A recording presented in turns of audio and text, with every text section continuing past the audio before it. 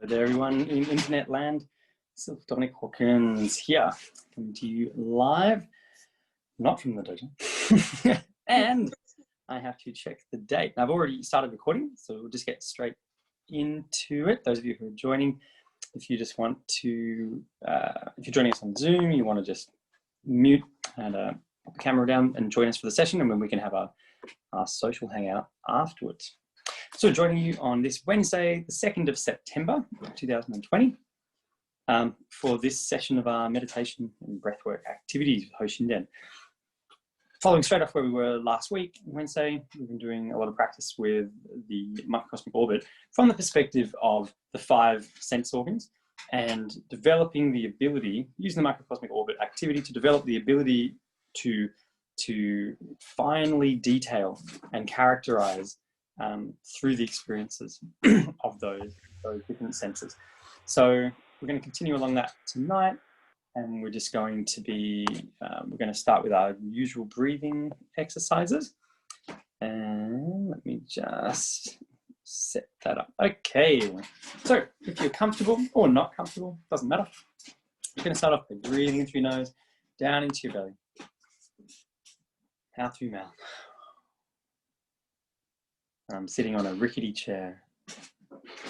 I wonder how much fun that'll be for the next hour. Okay, so just take a moment to breathe in through our nose, down into our belly, filling your belly up with breath. So the ribs stretch, diaphragm expands. You feel the stretching to the body, so it stretches the ribs, the kidneys, muscles around the sides of the rib, maybe the front of the torso.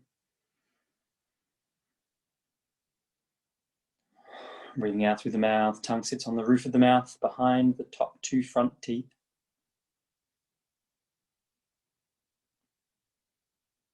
I'm going to start by taking your attention to the things that you can hear. What can you hear? What sounds can you hear? Far away.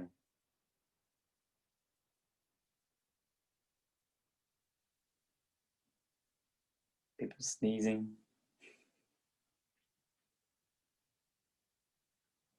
Cars driving, dog barking.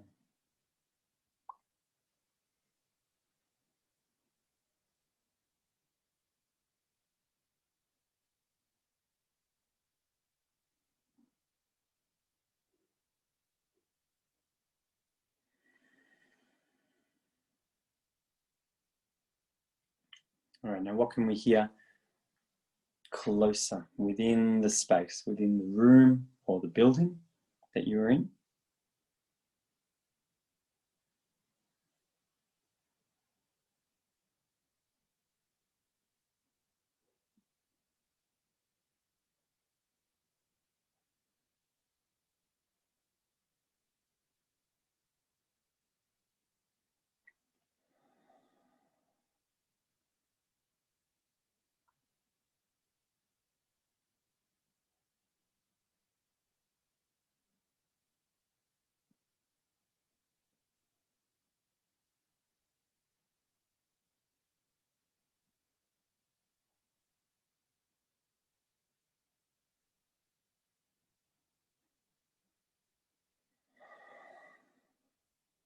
And now, what can you hear very close to the body?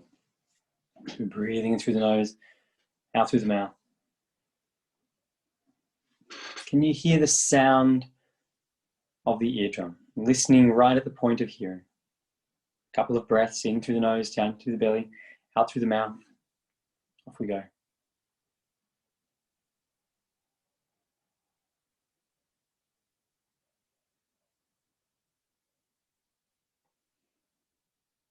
Can you hear yourself listening?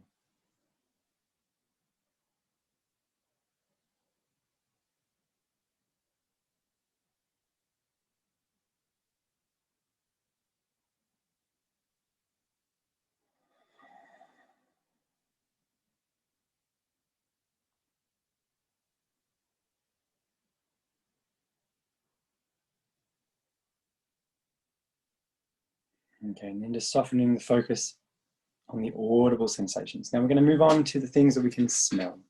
Breathing through the nose, down into the belly. And out through the mouth. I'm going to begin by smelling in the room. What can we smell in the space around us? A couple of breaths, off we go. Start with broad general smells. And then every time that you take a breath in to smell, just detail them ever more finely.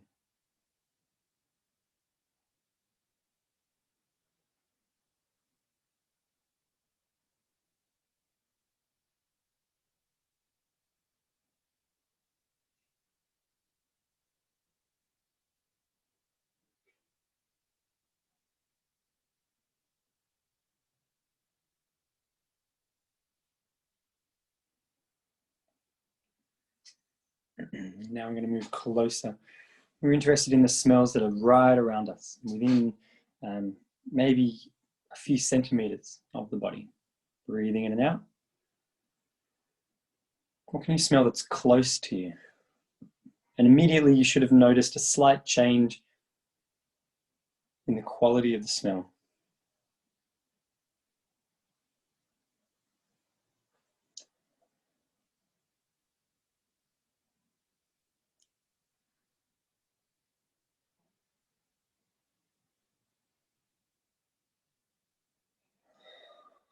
Now we're going to focus on what the actual smell receptors smell like.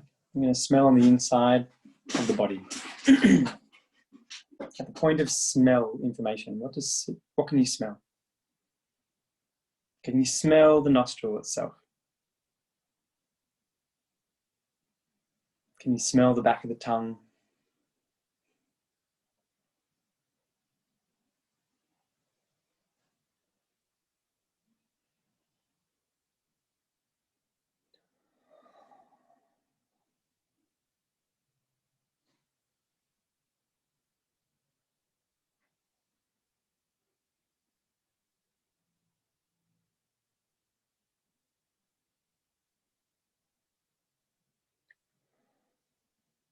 I'm just relaxing the attention on the olfactory smells. So now we're going to move on to the sense of taste. What can we taste? So we can start by breathing through the nose. And then for this one, if you'd like to breathe out through the nose, that's fine. Or if you want to breathe out slowly through the mouth, but you're going to want to be able to focus on taste sensation for however long. So first of all, what tastes are available? What aroma are available in the space around us? Off we go.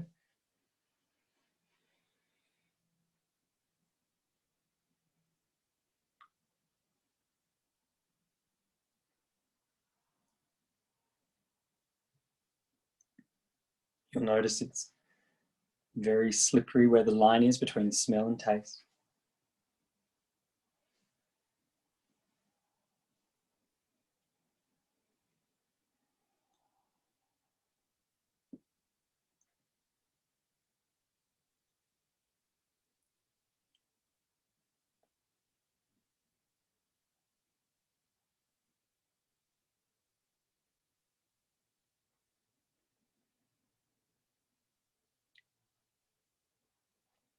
All right, now taking that closer to home, what can we taste inside the mouth? So taste observation that's available.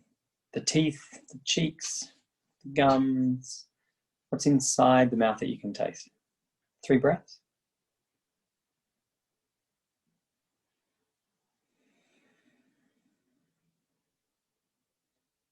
Maybe you can taste dinner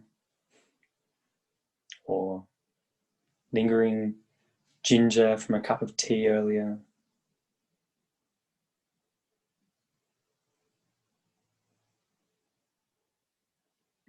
A bit of parsley.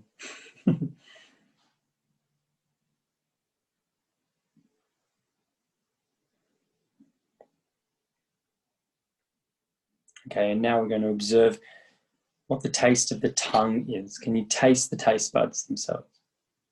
What can you taste when you look at the tongue? The taste buds on the tongue. 3 breaths.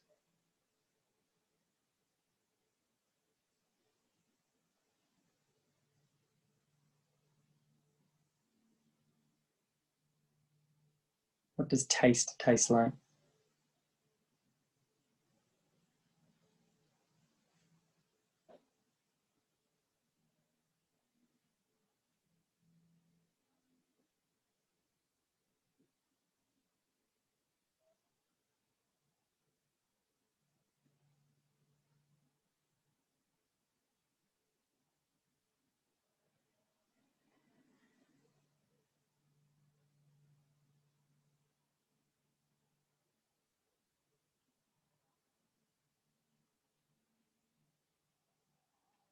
I'm just relaxing, focused on the taste sensation.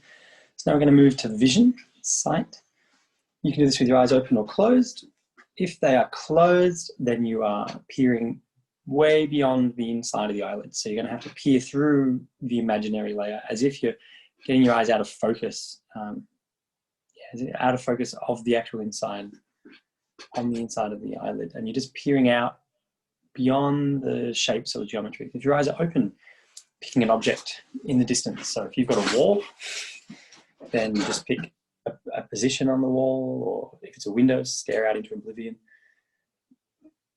And we're not interested in looking at the detail of something. We're going to just look out so that it engages our peripheral vision.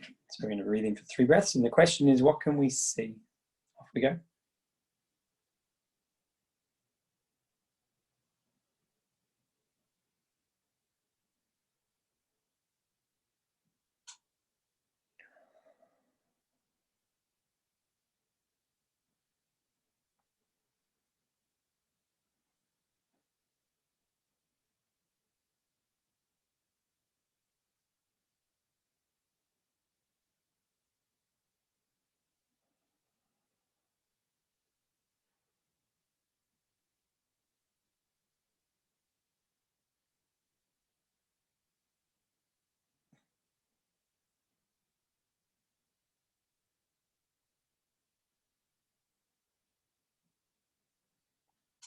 Now we're going to take our attention closer. So now our interest is going to be, if your eyes are open, something that's right on the boundary between focus and out of focus. If your eyes are closed, it's easier to do. You're looking right at the inside of the eyelid. So at the actual tissue, at the light, if there's light in your room and the redness behind the skin, or if there's shapes or geometries projected onto the inside of the eyelid. Or if your eyes open, picking something that's just on the boundary between in focus and out of focus. And the question again is, what can we see? So we'll take this over 3 breaths. Off we go.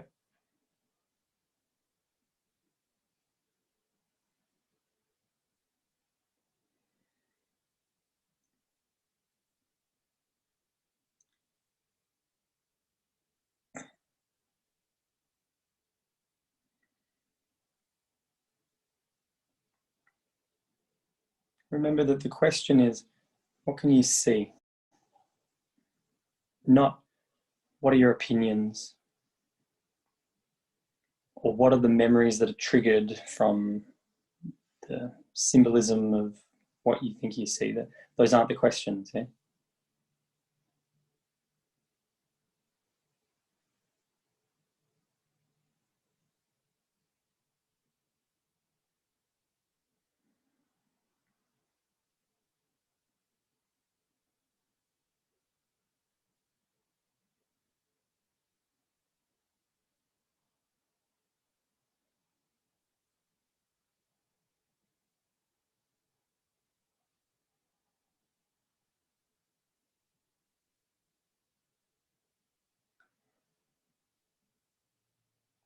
All right, now moving to the last of the layers for sight and vision. We're interested in the actual tissue of the eye. So just like we were listening to the eardrum, tasting the taste buds, now we want to see the eye, see the cones and rods.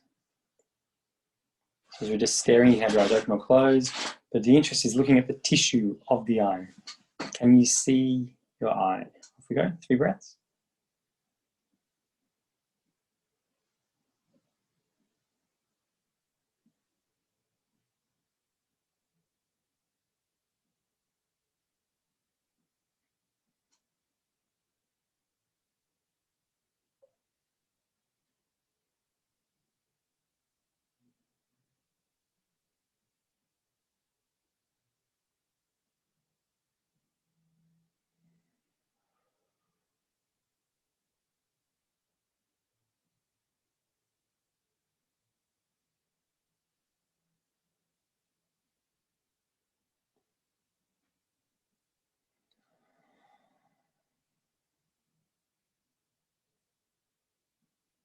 and relaxing. Don't know about you, I found that run really difficult tonight. Okay, now we're going to move to the last of the 5 sense observations. So we've engaged the audible sense, olfactory sense of smell, taste, vision, and now we're going to be engaging this tactile sense. So what we're interested in is the nervous system feedback from the body. And we're going to start off, as we usually start off, some part of the body that's in contact with the ground.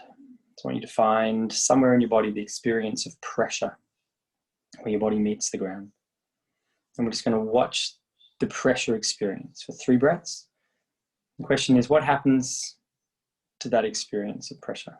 Off we go.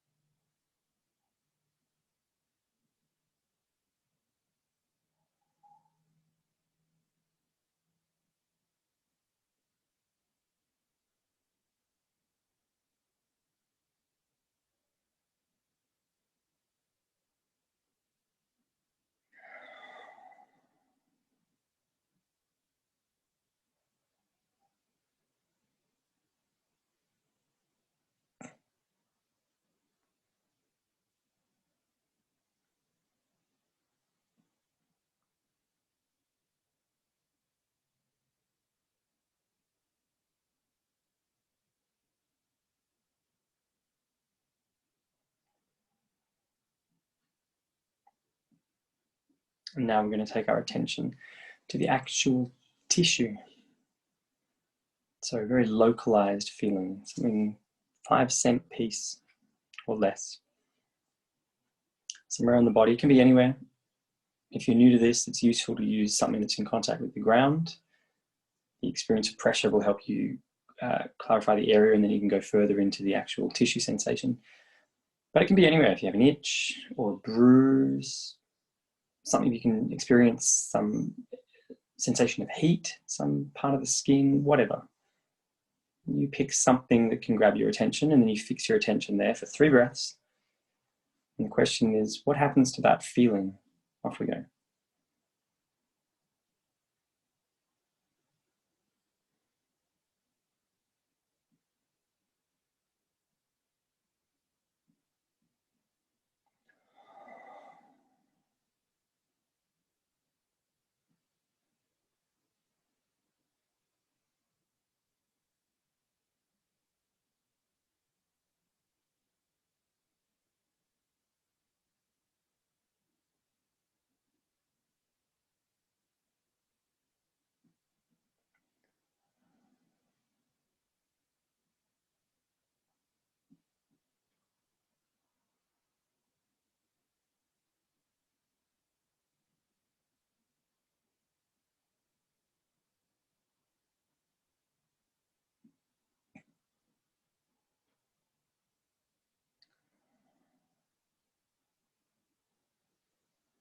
And now we're going to take our attention to the other side of the skin. So the clothing or the ground or whatever it is that's in contact with the skin. So if I'm thinking about my face, maybe it's the hair. I cut my hair. The hair that's falling and making contact with the skin, or if it's my shoulder, it's the experience of the clothing and the fabric at the point of connection with my skin. So you pick something around you that's in connection with your skin. And your interest is, what does it feel like? Separate from the feeling of your skin. Can you isolate only the feeling of the cloth? We'll do 3 breaths, off we go.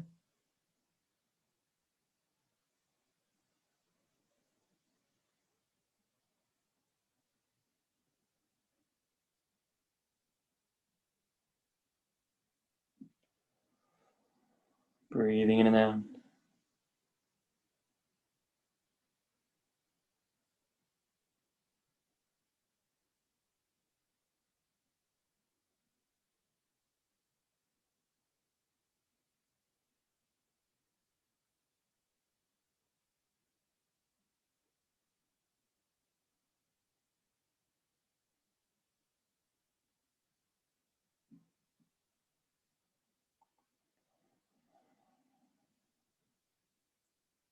Final breath.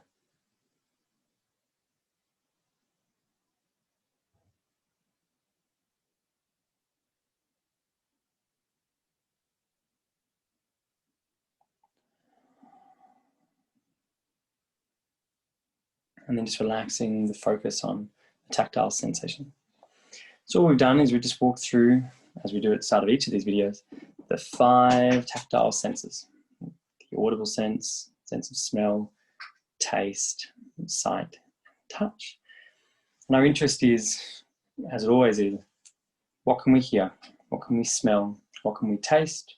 What can we see? What can we feel? And meditation really doesn't need to be any more complicated than that. It can go off into swirling, infinite, rabbit holes, but you only do so out of a fun adventure. There's nothing required of meditation more than observation, yeah. And so it comes as like a form of dhyana, a type of to be in the meditative state or the meditative state, and it's just a question, and the answers are that which you seek through the technology of your own being. So it's an idea that utilizes what you already have capable. You don't need to be in any particular place or location or state. You need to be relatively, you need to be awake. You can't be asleep necessarily during that process. So you need to be alive. Maybe those are the preconditions. Alive and conscious, in the literal sense of that term. And then beyond that, who cares where you are? Earth, Australia, Switzerland, the moon, America, under the ocean, floating through space. If it's possible for you to satisfy alive and consciously aware, then everything else is just a bonus circumstance. So the question would remain the same, and the faculties would remain consistent. And what it can do for us is to just provide us an opportunity of answering questions directly without relying on an external source. And obviously, it's not going to answer questions about specific details. You can sit for a very long time and think, I want the answer of who built the Golden Gate Bridge. And that's a completely different type of meditation. The answers that these types of things provide for us are the answers to our own internal and existential questions. So questions where there aren't Google answers. Type into Google all you want. Why do I feel this way? And you're never going to get a response that's going to be satisfying. Type in what motivates me. What is motivation? What does motivation feel like? And no amount of reading or reading other people's works or reading opinion polls are going to answer those questions for you. But you could enter into a state of your own meditation, and you could dwell on the experience of motivation, maybe the memories you had around that, considering motivating things to you, and then you could observe the evocation.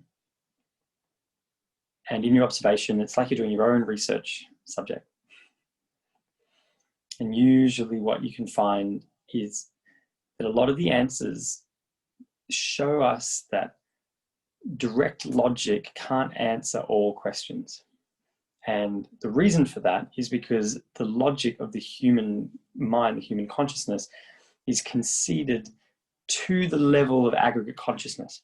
So logic would observe macro things in the world that we are dwelling in, but would struggle to observe and consider logically things on a scale so grandiose that that our lives look like a moment blip. That we can't fathom that. It doesn't fit into the area of locus. So for us, what we do is we look for patterns, and we take things into bite-sized components, and we build constructed reason and logic around them. But what we find is that they still don't answer those questions. And some of the questions, such as, who am I? Those aren't logic-based questions. You could use memory and rationale to build a base, but even if we took together all the memories that we have and we aggregated all the experiences that we've ever had and every quanta of unit of the physical being, we still wouldn't have answered the question, who am I? And this question has far further roots that go out into different areas. And one of the things that these types of meditation can do is simply help us realize that there are subjects that are unanswerable. And usually it can just help us take a breath. You're like, oh, okay. If there are subjects that are unanswerable, it means I cannot ever have 100% of the answers to 100% of the questions. That isn't going to be possible. That's because of subjectivity. I don't have an objective viewpoint, so I can't have an objective viewpoint.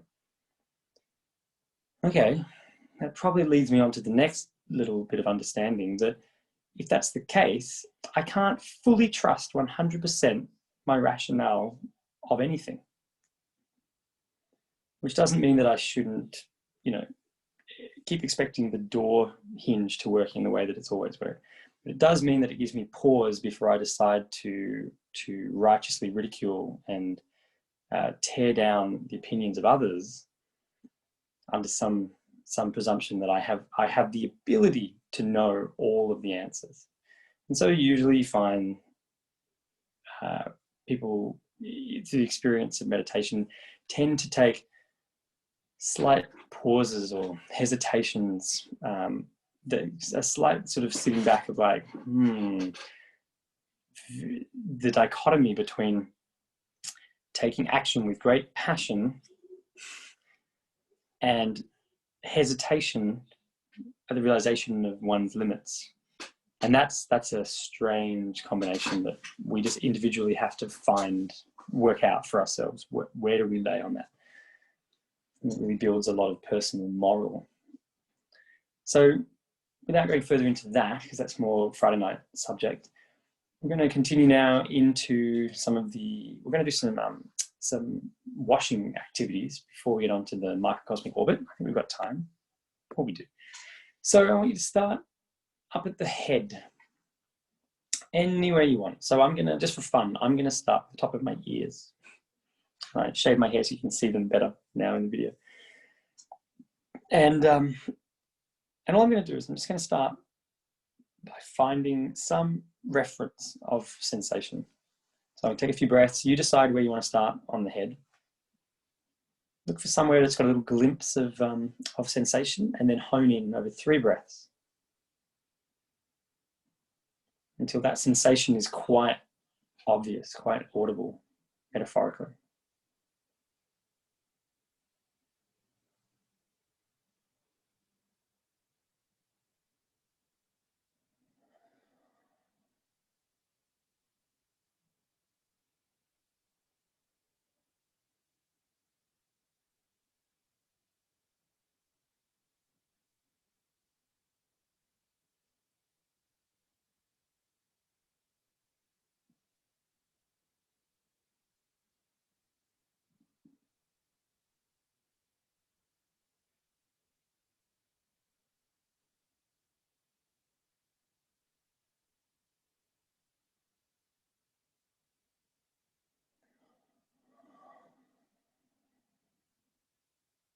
Okay, so hopefully now you've got some reference in the head, some reference of physical sensation. And so now I'm just going to begin as I breathe in, still watching this sensation, breathing in and out and in. Now as I breathe out, I'm just going to allow the sensation to draw down the body, all the way down to my feet. You might find that it jumps to certain areas of the torso that are easier for you, or you're more practiced at looking at, down to the feet, until the inward breath is at the feet. And out. And let's just take a few breaths to hone in around the feet, anywhere in particular. We're looking for physical sensation in the feet. Could be the balls of the feet, the heels, the arches, the base, the toes, the bone, the structure.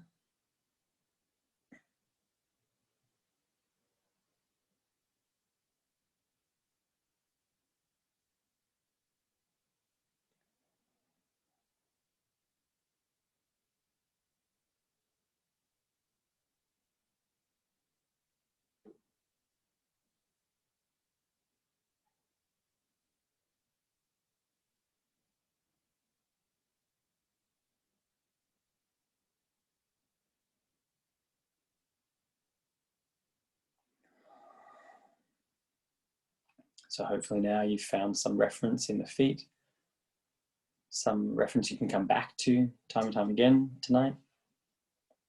And we're going to take a full breath still at that point in the feet. Breathing out and breathing in. And now the exhalation, we're going to travel back up the body to the head. Off we go.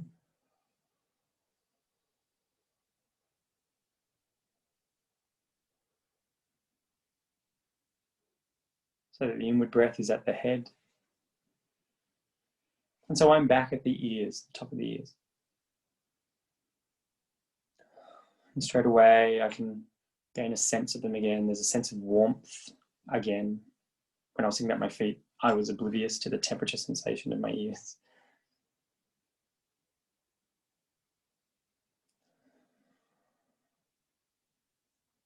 And as we do this a few more times, and we just start washing up and down the body, initially it will happen at chunks.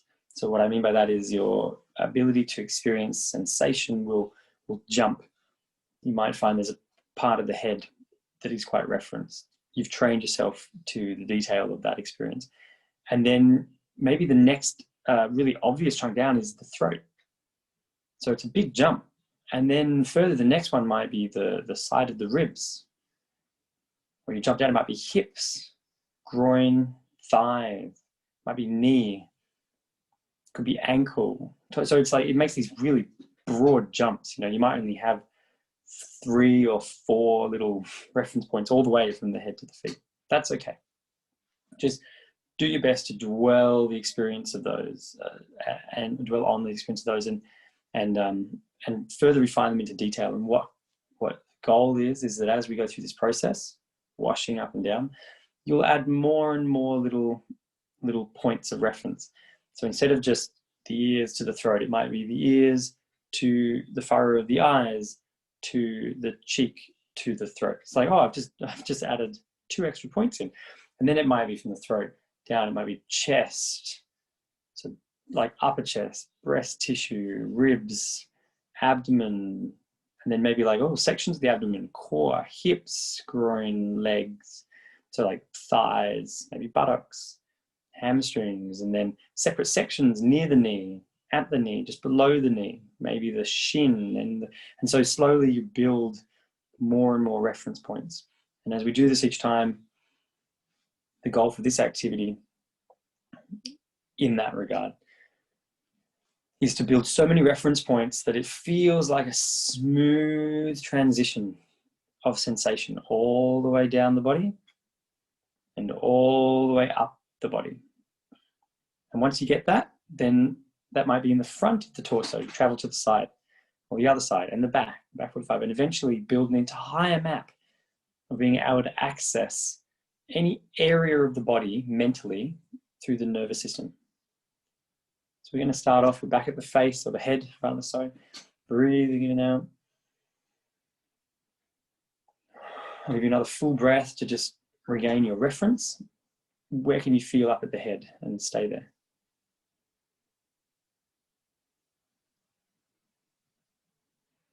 And breathing out, we'll breathe in again, still at the head.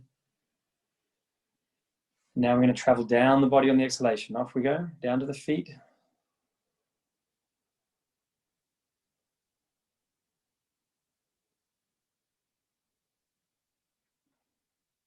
to the feet. So you inhale at the feet.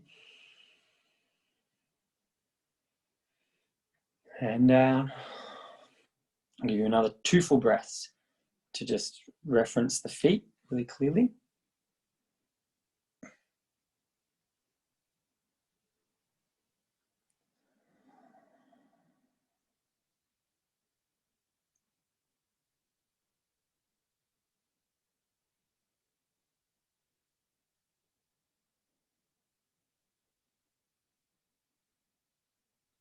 And breathing out. So we're going to have 1 more breath in. Now the exhalation, traveling up the body, all the way up to the head. Off we go.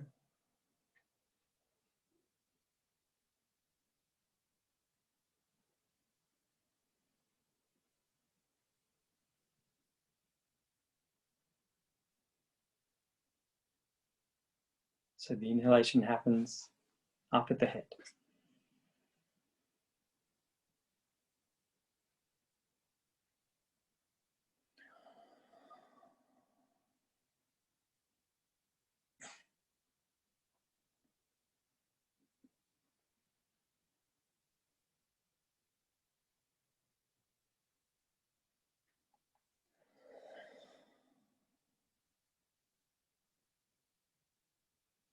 We'll do another breath in and out. Breathing out. Now breathing in again. Ready on the exhalation to travel down the body. Off we go. How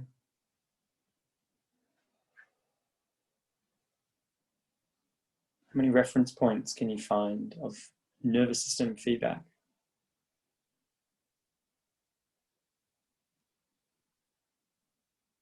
So that you're breathing in at the feet.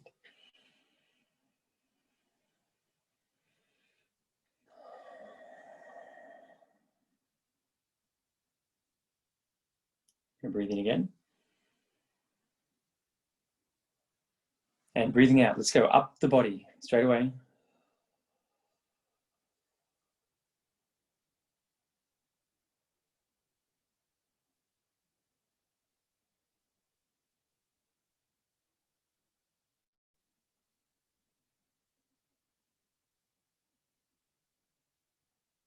So you're breathing in at the face.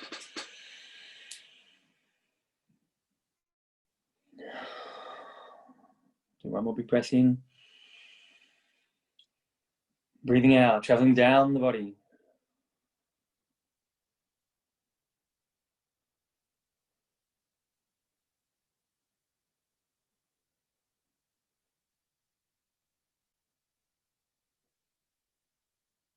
Breathing in at the feet. Straight away, traveling back up the body.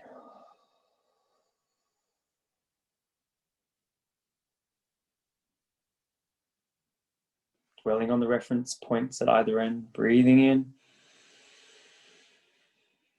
Breathing out, traveling down the body.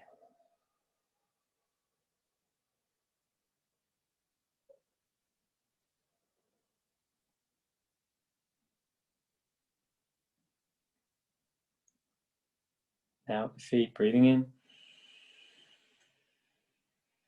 Breathing out, traveling up the body.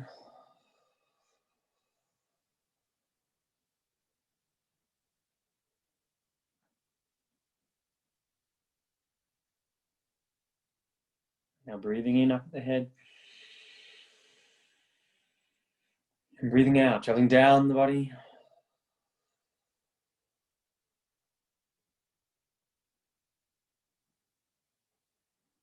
And when we get to the feet, breathing in straight away, going back up. Breathing in, traveling up.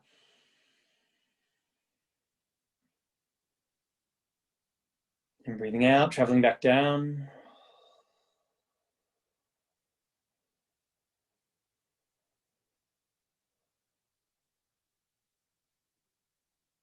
Breathing in, traveling up.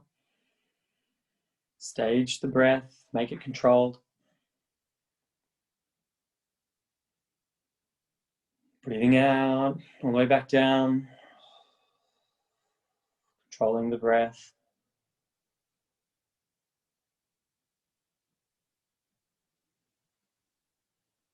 Breathing in, back up.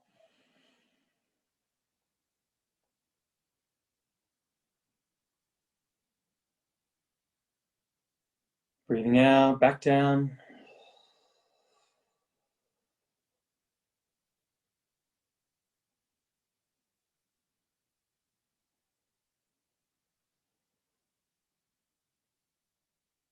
Breathing in, back up.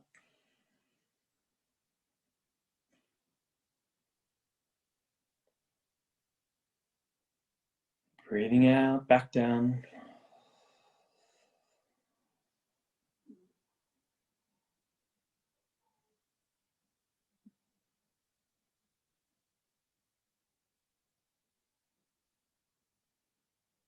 Breathing in, back up.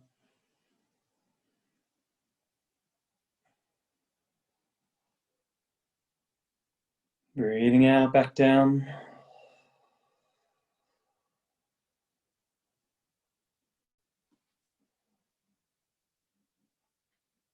Breathing in, back up. I'm going to give you 5 minutes to keep going this cycle by yourself. I won't count out the breaths, so in your own time, your own rhythm, breathing. But I want each breath cycle to represent an up or a down in your sensation observation. So you're constantly moving your attention through the body, washing up and down, washing through the skin and the sinew, washing through the muscle and the tendon, washing through the bone and the marrow and the blood and the organs, washing through the very essence of your idea of yourself as you breathe through. 4 more minutes. Off we go.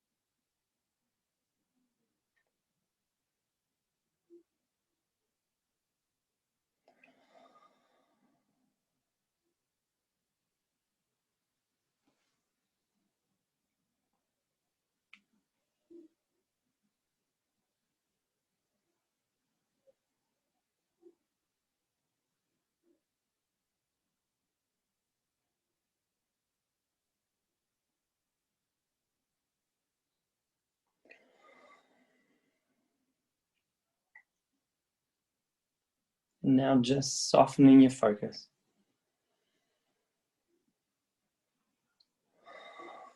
Continue breathing, but just set it aside in the background of your mind. And just let your natural breath cycle continue in the background. As we return to the room or the space, opening your eyes if they've been closed. And just taking a moment to look around and listen to what you can hear, what you can smell, what you can taste, what you can see, what you can feel.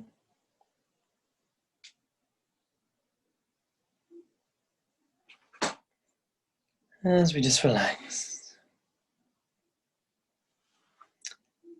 And we come towards the end of another session. So just before we finish up for tonight's session, before I stop the recording for the Zoom, for the actual recorded section, and then those who are joining me tonight with the Zoom session, we can continue, have a social catch up afterwards, see how you went. Just to wrap up the session, the study of these types of meditations and martial arts is a really important relationship, because there's a direct link, like a causative link, that between the increasing power that an individual wields and their needed ability, required ability, to be able to wield that power well and effectively, and in relationship to their goals and their dreams and their outcomes. And you'll notice that I'm not saying that they should be good or bad outcomes or right or wrong outcomes, because these are just the human abilities and experiences. So it would be foolish to consider that all people who wield power have benevolent goals. So we could just talk about it on a very, very base level. If the individual wishes to really make strides towards their overarching goals, then their actions, their day-to-day tactics have to fall in line with their overall strategy. Otherwise, they won't make any movement. And for one who can wield great power in a martial arts setting, great physical and mental power, if that person would like to be of value to their dojo or to their community or to the society around them or towards the particular goals and outcomes, they're going to have to find a way of mediating their behavior in line with those hopes and dreams and outcomes. And one of the ways to do that is through these types of meditation, where you can meditate upon a particular question and then find out really what your motivations are at heart. Find out really what drives the push in a particular direction. And if you've never done any sort of work like that before, you might be quite surprised if you dig down into the motivations of yourself and your actions to find that it's a rare individual indeed who has honorably selfless goals. Probably non-existent individual. And if we are unaware of the motivations at the heart of our ideas, or if we're unaware that we even have possibly conflicting viewpoints within our own identity, then we stand to make some really poor errors of judgment.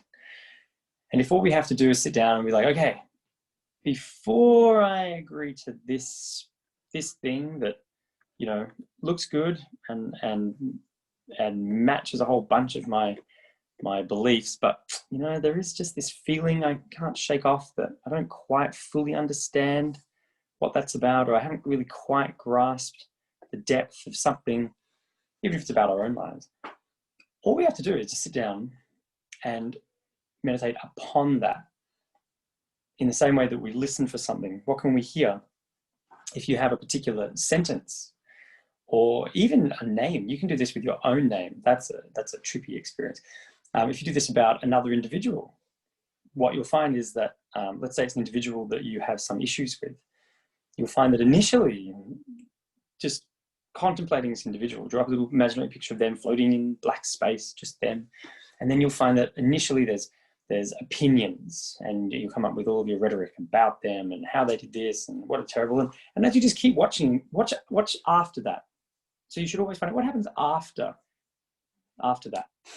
And then you'll notice that there's other things like memories, and possibly memories of good times and bad times. Possibly there's memories of times where this other individual has also demonstrated their vulnerability, or as a human, you know, have kind of been experiencing the down end of the wheel of fortune sometimes. And you start to experience some senses of compassion, but really it's just kind of rebalancing the scales, where your own mind, don't trick yourself into thinking that your mind is fixed on one direction. You know, we train ourselves in that skill. We have the ability mentally to take in information, even if they're conflicting ideas, and to weigh them against each other and observe them and play with them. And different things will come out. And you might be fascinated to find out, if you think about a particular topic and you think about it for long enough, you will have really torn apart that topic in your mind, under your mind's eye. And you might come out of that 6-hour process, or half an hour each day, or you really can't, you really sit down and you're like, I'm not making any decision about this until I really get to the bottom of it. And then you'll find that after 2 years, you haven't got to the bottom of it. And it's a helpful way of us just remembering that we shift our viewpoint in subjective thinking.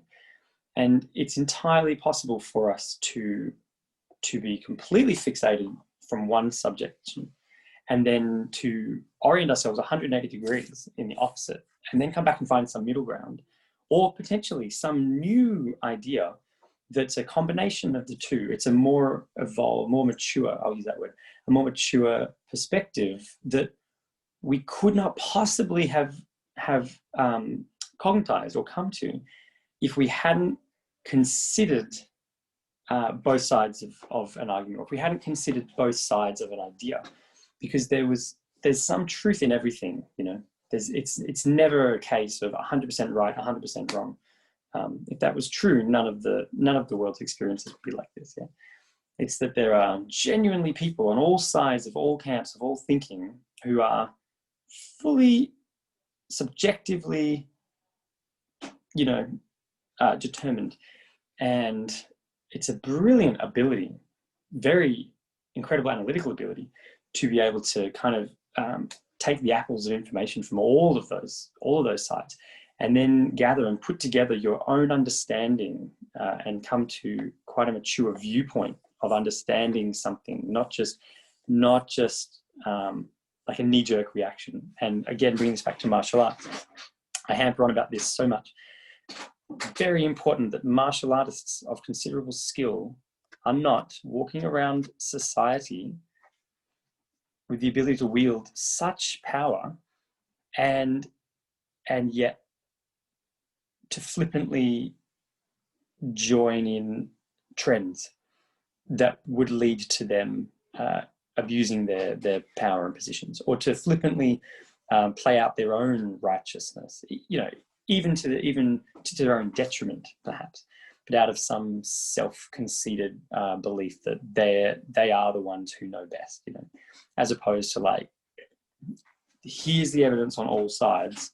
Here's the fruit of my genuinely considered approach, and therefore here's the decision that I'm choosing to make after having weighed up all of these. That way, at least, even if the outcomes don't turn out the way that we might have wished or the way that we thought they would, when we look back, we can stand on some sense of confidence around within ourselves, that we're like, well, we knew that we did the best that we possibly could with the information we had at the time, and we found a way of migrating through that territory with the greatest use of our faculties that we had at the time. That's a solid thing to be able to fall back on, if, as my grandmother used to say all the time, sometimes the road to hell is paved with good intentions. So we'll leave it there. I'll wrap up the recording. So for those of you at home, I hope you've had a fantastic time. If you want to do more of this, just do more. Just listen. Just sit down. If you want to spend 100 hours, sit down and just breathe. That alone, you don't have to do anything else fancy. You don't have to be floating, and you don't have to turn blue at any particular point in time. I mean, you can if you want, but it's all there. Level 1 to level 100 billion. It's all just in that process, because I guarantee you'll never ever finish answering the question, what can you hear? Good luck. Hopefully I'll see you on Friday. If you're going to stay on after this, then stick around and we can have a little social catch up afterwards. Have a good night and enjoy.